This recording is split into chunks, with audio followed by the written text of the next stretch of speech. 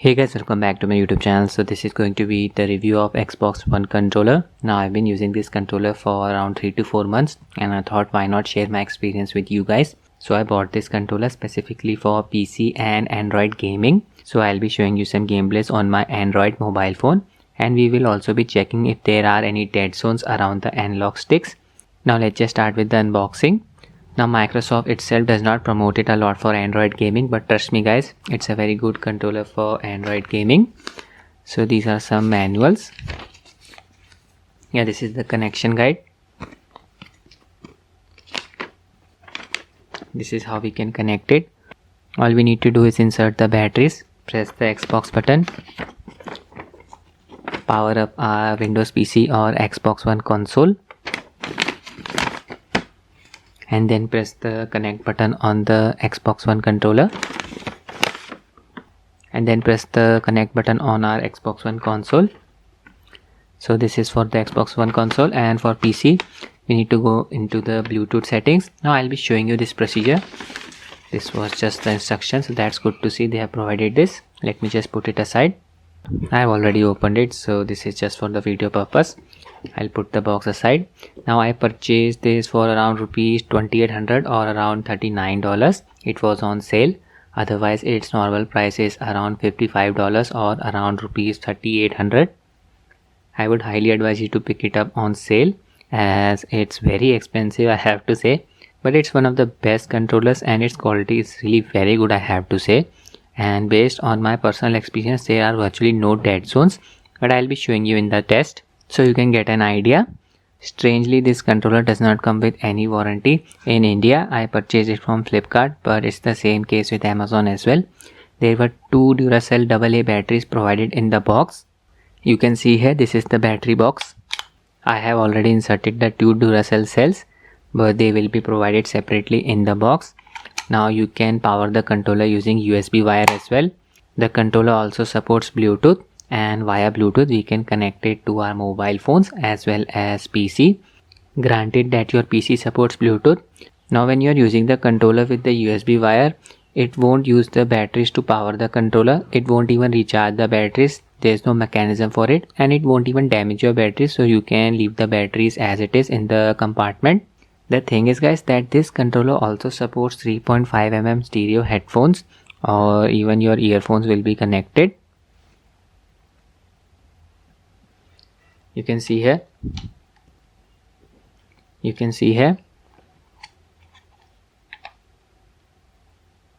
The thing is guys, if you have paired the controller with your PC using the Bluetooth mode, the headphones or the earphones won't work. But if you have paired your controller with your PC using the USB wire, only then the earphones or headphones will work. If you really want to use it wirelessly, then you need to purchase a separate accessory. It's the Xbox wireless adapter. Only through that Xbox wireless adapter, your earphones or headphones will work with the wireless controller. Otherwise, you need to use the USB wire. I'm not impressed by the battery backup. It's roughly around 10 hours if you are using in the Bluetooth mode. Now here's the thing guys, I just showed you the batteries. I am using the Duracell rechargeable batteries. So if you are using this controller a lot, I would definitely recommend you getting these rechargeable batteries. You need to buy this rechargeable battery charger as well. You can see here, this is the Panasonic Eneloop charger. I purchased it from Amazon. Here it is for around rupees 900 or around $13. Trust me guys, this will be very useful. Otherwise you'll keep on changing the batteries. These batteries cost around rupees 280 or around $4. It will be much cheaper than the rechargeable battery pack for Xbox One controller. Plus this charger can be used to recharge AAA cells as well. So this was my Xbox One controller setup, and this port is for adding any accessory with the controller. The build quality of controller is very good, I have to say. In the front we have a smooth plastic finish, and we also have a textured grip. It fits very nicely in the hand. The buttons in this controller are very nicely placed and they don't wobble. Pressing of the trigger buttons is also very precise. We'll be checking this out in the joy.cpl test, how much of the impact is registered.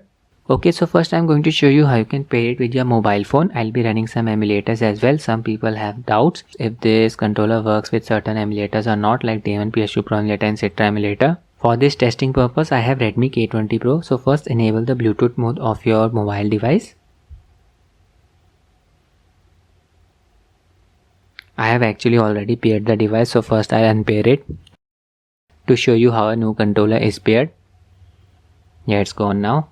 So now all we need to do is press the Xbox button. Make sure you have inserted the batteries. Okay, it will start to flash. Now we need to press this connect button, guys. I hope you can see here. Just press and hold it for around 3 seconds. Now the LED will start to blink fast. Check your mobile now. Your controller should be shown here. If not, just tap on the refresh button. So just tap on your Xbox wireless controller. It shows it's pairing. Just wait. Yeah, now tap on pair. That's it, guys. We have paired our controller with our mobile. Alright guys, first of all I'm going to show you how you can connect your Xbox controller via a USB wire. So I have a different Xbox controller here because I'll be showing you how to update your Xbox controller as well. Now this is the first gen Xbox controller. So if your Xbox controller has this shiny plastic around the Xbox logo, then this is the first generation model of Xbox controller. It does not support Bluetooth. And this is the latest generation of Xbox controller. You can see it does not have the shiny plastic around the Xbox logo. It supports Bluetooth. So I have connected the other part of this USB cable to my PC. And now I'll connect this part to my controller. Here as you can see, I have not inserted any batteries. Still it will work. So you can see here guys, the controller started. Now guys, we will be using this app, Xbox Accessories. You can download it from Windows Store. It's free. We will use this app to update the firmware of our controller. We can also use this app to create and edit controller profiles by remapping buttons, swapping sticks and triggers. So let's just launch this app. So it's saying connect an Xbox One controller to get started. Okay.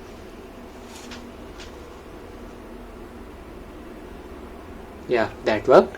I'll just put it aside on the table. So here as you can see guys, first just click on configure. So we can create a new profile by clicking here. I'll just stick with profile 1. So here as you can see guys, these are the different options available. Swap sticks, invert right stick y-axis, invert left stick y-axis, swap triggers, turn on vibration. You can also disable it if you don't want to turn on the vibration. We can very easily remap the different keys. For example, I'll swipe the B key with the X key. So I'll select the B key here. Now I'll select the X key here. So here as you can see guys, it's showing these keys will be swapped. Now I can just go back and select my profile 1. You can see here, I'll just delete it as I don't want to use it. So this is how you can remap your controller. Now I'm going to show you how to update the firmware of your controller. So make sure you have connected it with your PC via the USB cable. Then just click on these 3 dots here. You can see its firmware version here guys. It's version 1.1.400.6 and update is available. Just click on it. Before we start, connect one controller with a USB cable. Keep any attached devices connected to the controller. I don't have any accessory for the controller as of now, so I'll just click on continue. So you can see here guys, the update procedure has started. All we need to do is just wait. Here it's showing that they are setting it up, the controller updater, and the procedure has started. Now I will go back to my Bluetooth controller. So if you want to connect this first generation Xbox controller with your PC wirelessly, you need to buy that wireless adapter. It is sold separately. That's it guys, our controller was updated. Very simple procedure. Yeah, I'll just close it. Now I'll disconnect the controller. Now I'll connect my Bluetooth Xbox controller. Immediately recognized. You can see here guys, there's also a test mode. You can test all of the keys of your controller here. All the keys are registered properly. So guys, now that I have connected my controller with my PC via the USB cable, I can connect the stereo headphones or earphones. So I'll just connect it. So here as you can see guys, my earphones are detected. It's showing headphones Xbox controller. And let me just press the Xbox button here. So this is the Xbox overlay. I'll just click on audio here. And you can see here guys, headphones have been detected again. I can control the volume from here. Even the headset microphone is detected. You can see the other connected peripherals here. Now I'm going to show you how to connect your controller wirelessly via the Bluetooth mode. Batteries have been inserted, so all you need to do is press the Windows key and type Bluetooth. So we just need to open this setting, Bluetooth and other devices settings. Just make sure the Bluetooth mode of your PC is enabled.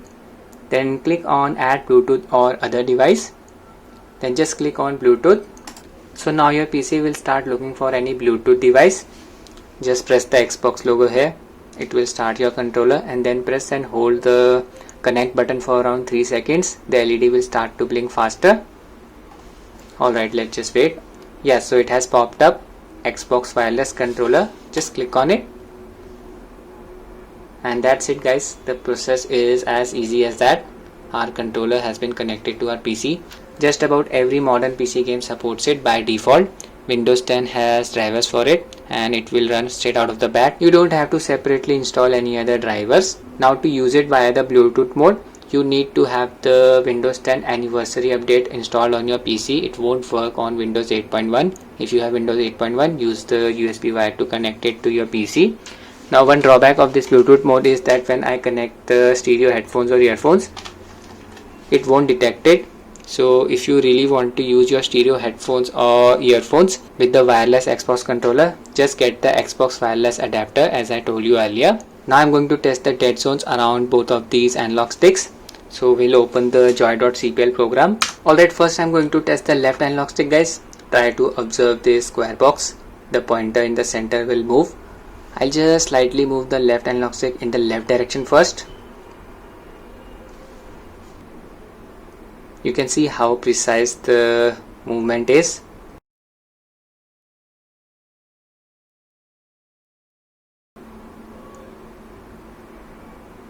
Excellent. So now I'll move it in the right direction. Even a slight push is registered. This is very good for FPS shooting games. Now I'll move it in the front direction.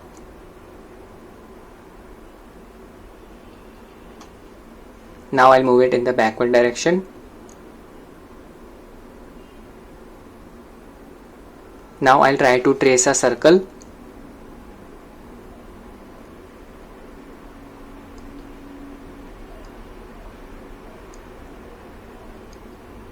So it's really very good. This is probably one of the best performance that I have seen. I have already tested controllers like iPega PG9055 and MCAT Evo Gamepad Pro 3. I noticed that iPega controllers have huge dead zones around the analog sticks. Now I'm going to test the right analog stick. Just notice the X rotation. Yes, even a slight push is registered. Now I'm going to move it in the left direction.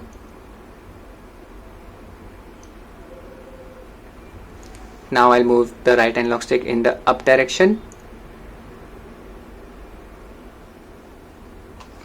Now I'll move it in the downward direction. Again, the performance of right analog stick is very good. So there's barely any dead zone around the right analog stick as well.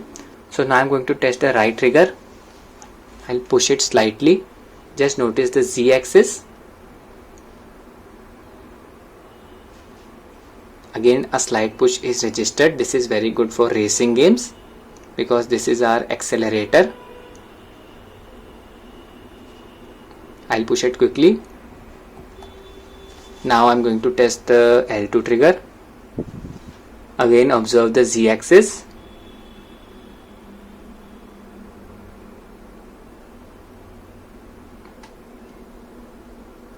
So you can see it's not instantly detected like this. This is not detected. Yeah, now it's detected. Still it's quite good. You can see this is not detected.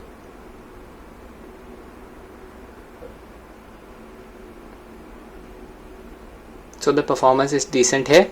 All of the keys are registered properly. You can see here. It's really good to see that we can track a circle, because in the cheaper controllers it's very difficult to track a circle. So guys, that's it with the video. I really like this controller and can definitely recommend it for PC gaming as well as Android gaming. There's a certain weight to it and it's not a bad thing. It fits very nicely in your hand and it's very comfortable to use for longer gaming sessions. So guys, thanks for watching and have a nice day.